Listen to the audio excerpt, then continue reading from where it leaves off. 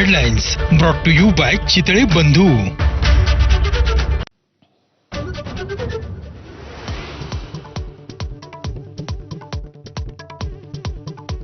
आरोपांच्या माऱ्यानंतर बिट्स हॉटेलच्या निविदा प्रक्रियेतून बाहेर पडण्याचा संजय शिरसाटांचा निर्णय.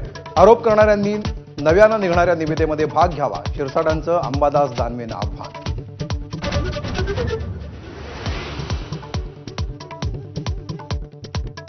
निवडणुका असल्यानं घाईघाईत निकषात न बसणाऱ्या लाडक्या बहिणींना पैसे दिले.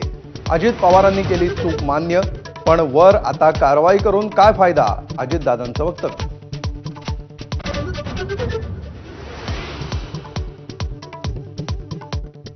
राजेंद्र हगवणेंचे मेहुणे जालिंदर सुपेकरांच्या काळामध्ये शस्त्र परवान्यांची खैरात. 400हून अधिक शस्त्र परवाने वाटल्याचं समोर. चौकशी होणार का असा प्रश्न.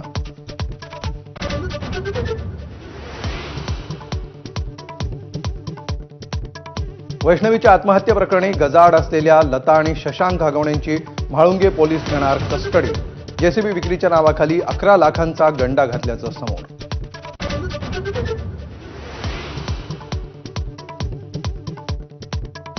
संभाजीनगरमधील फुलंब्री तालुक्यातल्या विवाहितेला मारहाण प्रकरणी पतीसह 6 जणांना अटक. एबीपी माझानं बातमी लावून धरल्यामुळे पोलीस तपासाची चक्र वेगानं फिरली.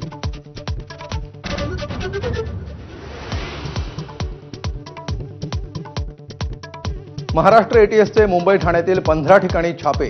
2002-2003 मधील मुंबईतील स्फोटाचा दोषी साकीब नाचनच्या घराचीही झाडाझडती. 2 जणांना अटक तर 10 जण ताब्यात.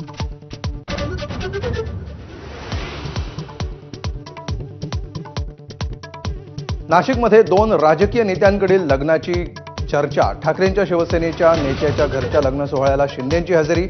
संजय राऊतांचीही उपस्थिती, तर फडणवीस पुतण्याच्या लग्नासाठी नाशकात.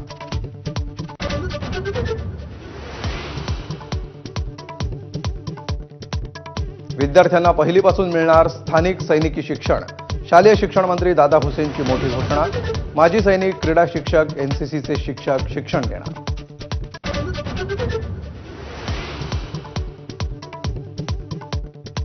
स्थानिक स्वराज्य संस्थांच्या निवडणुकीसाठी प्रभाग रचना पूर्ण करा. निवडणूक आयोगाची राज्य सरकारला सूचना. सरकारही याच आठवड्यामध्ये प्रभाग रचना सादर करण्याची शक्यता.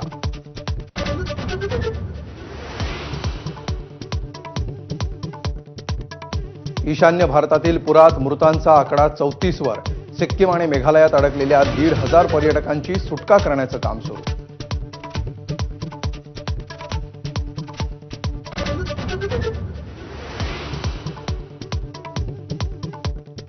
आषाढीतील शेगावातील संत गजानन महाराजांची पालखी पंढरपूरच्या दिशेनं रवाना. यंदा पालखीचं 56वे वर्ष.